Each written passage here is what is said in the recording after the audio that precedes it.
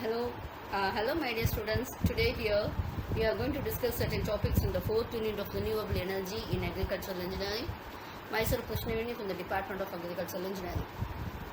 So today we are going to discuss about methanol. Okay, so what is meant by methanol? First we have to see what is the properties of methanol. It's actually a clear, flammable, colorless liquid. It has a pungent odor. Why it is used? Why you are going for this? It's actually a future-proof molecule. Okay, so it's actually a renewable energy that can be made from conventional fossil sources and expands from energy market. So it is sustainable agriculture. When you take the sustainable fuel, you can go for this. Okay, methanol can be used as an alternative fuel for vehicles and also marine vessels. So more researches have been undertaken in this one. Okay, so it's also a solvent in industries like pesticides, pharmaceuticals, and etc. Okay, it's actually methanol production means what we are going for. It is a process of producing. You know that, right? So methanol production is actually we are going to produce this methanol. So what we are going to do that?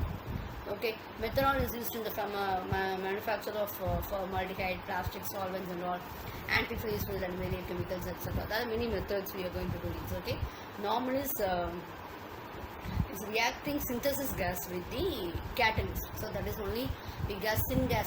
Okay, so syngas is actually the steam reform natural gas or coal to create. Okay, we are using this to create synthesis gases, and actually the natural gas is a primary feedstock. When you take it as it's actually a primary feedstock for methanol and all. But waste also you can do. Okay, so natural gas will be converted into this synthetic gas and all. Okay, so that is very essential, right? When you take it as natural gas, how we are going to convert it in the sense natural gas to a chemical process and all that will involve like steam reforming, synthesis and distillation, etc. Okay, first you will have to produce synthetic gas, then only you can produce this this methanol and all. Okay, the synthesis gas is adjusted to the required carbon-hydrogen ratio. Then the synthetic gas will be fed into a reactor with a catalyst which will produce your methanol. Okay, so there is steam reforming, partial and autothermal process and all. Okay, next one is after you are adding this from this natural gas, you are adding a catalyst and all, like copper based copper, zinc oxide, aluminum oxide and all, and copper and hydrogen will be reacting to form this methanol and all. So it will be operated at higher pressure like 50 to 100 bars and temperature of 200 to 300 degrees centigrade. Okay, so this is actually when you take it as different methods also, we have Fisher FTS method and all. It's actually steam reforming and all. It's a direct conversions and all. Okay, actually Heinol process also you can go. When you take it as catalyst, you can go for molybdenum, vanadium, chromium, bismuth and copper and zinc. Everything else you can use. Okay, so actually when you take it as is actually you have to pre-reform it. Okay, and it has to reform to produce a synthetic gas. Okay, so that is very essential in this methanol. Okay, why you are going for this methanol purification that you will have in your mind, isn't it? Why to purify the process? So actually when you take it as you may have why you are going for this is you have other methanol is purified to remove the impurities and also to ensure its quality so that can be used as a fuel or a chemical stock. Okay, when you are methanol is purified, there will be more catalyst performance and a high quality feedstock is begun. And purified methanol is actually a reliable fuel that is easier to handle. Okay, methanol is used to reduce the carbon footprint of the industrial process and all. Okay.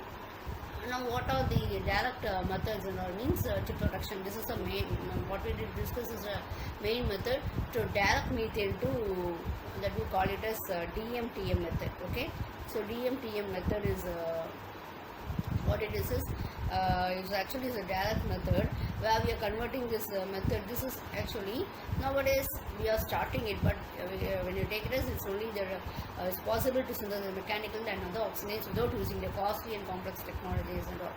Okay, so that is actually full going process and all. Okay, so this is a dream reaction that we can say. If you get this, means it will be a very good step. Okay, this is under process.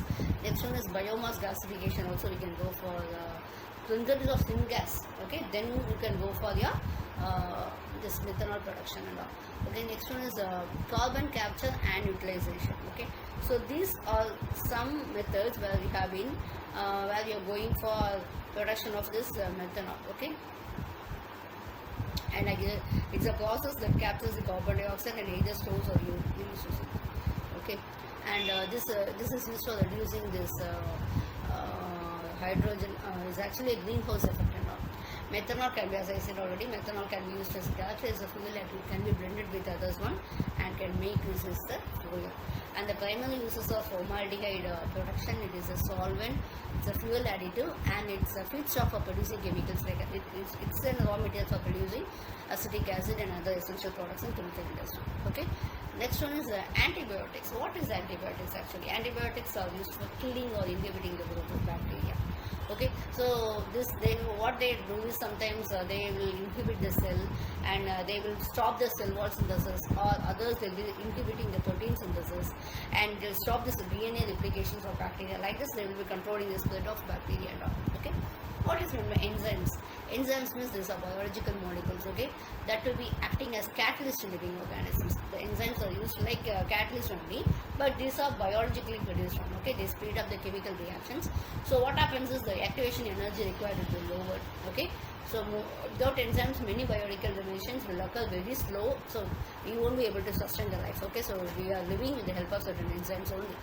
Okay, what are the key characteristics of enzymes? Is they do for catalytic reactions, etc. Okay, and they speed up the reactions. And for example, one will be for a particular substrate.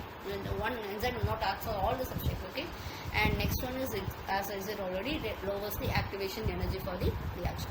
Thank you.